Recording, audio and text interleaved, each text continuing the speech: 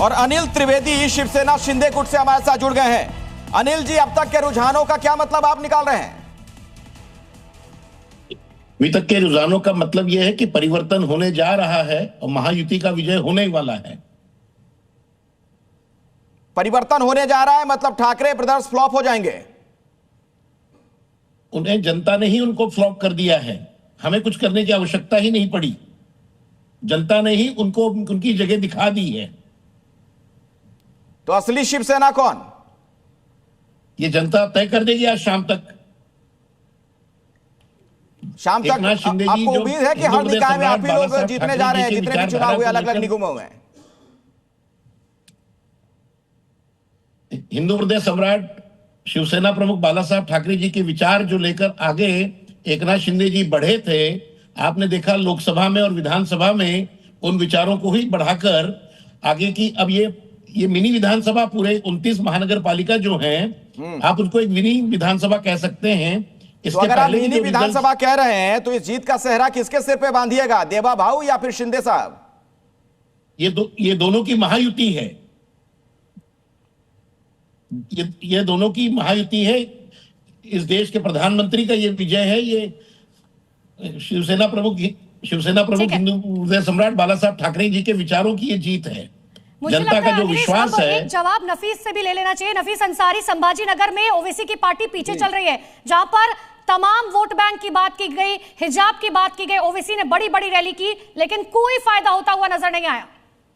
नफीस Ansari ji madam, कोई बात नहीं है। हम लोगों ने एक विजन दिया विकास का, और विकास कौन करेगा हमने ये भी बताया। विकास और हिजाब का कहिए सर, विकास और हिजाब का कहिए। यस, क्यों नहीं है? तो मैं तो कह रहा हूं ना, अगर पाकिस्तान ये कहता है कि हमारे यहाँ हिंदू पीएम नहीं बन सकता, और हम कह रहे हैं कि हमारा देश तुमसे बहुत महान है, और हम यहाँ पर हिजाब वाली महिला को सीएम भी बना सकते हैं, पीएम भी बना सकते हैं, मेयर भी बना सकते हैं। नवीन जी आपको जवाब दे रहे हैं। हाँ बोलिए नवीन जी। और जहां तक आगे पीछे की बात है तो जनता जनार्दन जो करेगी हमारे मंजूर करेगी। तेलंगाना में आपके समाएंगे, लेकिन एक और ब्रेकिंग न्यूज आ गई है, बड़ी खबर दर्शकों को बता दें। नागपुर में बीजेपी 20 सीटों पर आगे है। दरअसल ये जो रुझान आ रहे हैं वो जानकारी भी दर्शकों तक हम लगातार पहुंचा रहे हैं। अलग अलग निकाय में जो चुनाव हुए, पुणे में बीजेपी की एक तरफा बढ़त नजर आ रही है। लैंडस्लाइड विक्ट्री की तरफ बढ़ती हुई दिख रही है बीजेपी। यहाँ पर 32 सीटों पर बीजेपी फिलहाल आगे चल रही है। मुंबई में महायुति 55 सीटों पर आगे चल रहे हैं। एक एक वार्ड के बारे में आपको बता रहे हैं। ठाकरे बंधु फिलहाल 32 सीटों पर आगे चल रहे हैं। मुंबई में कांग्रेस प्लस 12 सीटों पर फिलहाल आगे चल रही है। मुंबई में महायुति 55 सीटों पर आगे चल रही है। अखिलेश नवीन जी बात पूरी कर लीजिए सर, आपकी बात अधूरी रह गई थी। मैं अखिलेश कह रहा हूं कि असदुद्दीन ओवैसी जहां से लंबे समय से सांसद हैं, जहां से इस पार्टी का जन्म हुआ है, वहां पर विकास आज तक नहीं हुआ। यह नरेंद्र मोदी की सरकार आने के बाद वहां बैंक अकाउंट खोलने की प्रक्रिया शुरू हुई है। उस एरिया में इन्होंने मुस्लिम लोगों के बैंक अकाउंट तक नहीं खोले।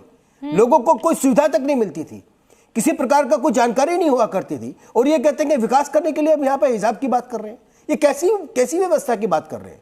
पूरे देश में जहां जहां इनके लोगों ने सत्ता की है या फिर जहां से चुनकर के आए प्रतिनिधि के तौर पे, वहां अपने पेट भरने के अलावा, अपने रिश्तेदारों का पेट भरने के अलावा। अभी एक और बड़ी खबर दर्शकों को बता दें, बीजेपी जबरदस्त बढ़त बनाए हुए है। एक बड़ा अपडेट महाराष्ट्र निकाय चुनाव पर, एक बहुत बड़ी जानकारी आपके सामने रखते हैं।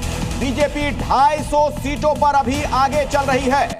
तो ये शुरुआती रुझान है, लेकिन क्या ये नतीजों में तब्दील होंगे या नहीं? लेकिन बहुत बड़ी खबर इस वक्त की आपको बता रहे हैं, भारतीय जनता पार्टी 260, 250 भी नहीं, 260 सीटों पर फिलहाल आगे चल रही है। तो बीजेपी की 260 सीटों पर रुझानों में बढ़त। अकुश श्रीवास्तव जी, मतलब क्या? मतलब साफ है कि कई उन जगहों पर भी, जैसे पुणे है, पुणे में इतना आसान नहीं माना जा रहा था मुकाबला। मुंबई में तो समझा जा रही थी चीज़ें कि एक सरकार और सरकार का भाव, लेकिन पुणे में भी अगर हो रहा है तो निश्चित रूप से ये भारतीय जनता पार्टी के लिए बड़ी सफलता होगी। अब मराठी मानुस के हिसाब से या पूरे महाराष्ट्र वासियों के हिसाब से सोचा जाए तो असली चीज़ ये होगी जो आने वाले दिनों में देखनी होगी कि क्या उनका चरित्र भी वैसा ही हो जाएगा उन्हीं नेताओं का था। लेकिन इसका श्रेय किसको जाएगा? क्या देवेंद्र फडणवीस को जाएगा, एकनाथ शिंदे को जाएगा, या सीधे दिल्ली जाएगा? नहीं, इसका श्रेय निश्चित रूप से स्थानीय राजनीति को जाएगा, प्रदेश की राजनीति को जाएगा। दिल्ली की राजनीति तो है ही। लेकिन बृजमोहन श्रीवास्तव कहां दे रहे हैं स्थानीय नेतृत्व को कोई भी श्रेय? नहीं, स्थानीय, देखिए, स्थानीय का मतलब ये नहीं होता कि आप भारतीय जनता पार्टी AIM के लोगों से मिलकर के चुनाव लड़ने लगे। स्थानीय का मतलब होता है कि प्रदेश स्तर की जो राजनीति है, प्रदेश स्तर पे जो अच्छा, जो आप कह रहे हैं उनके अक्कू जी, जो आप कह रहे हैं, जो रुझान है नतीजों में तब्दील हो जाता है, एग्जिट पोल ही एग्जिट पोल बन जाता है।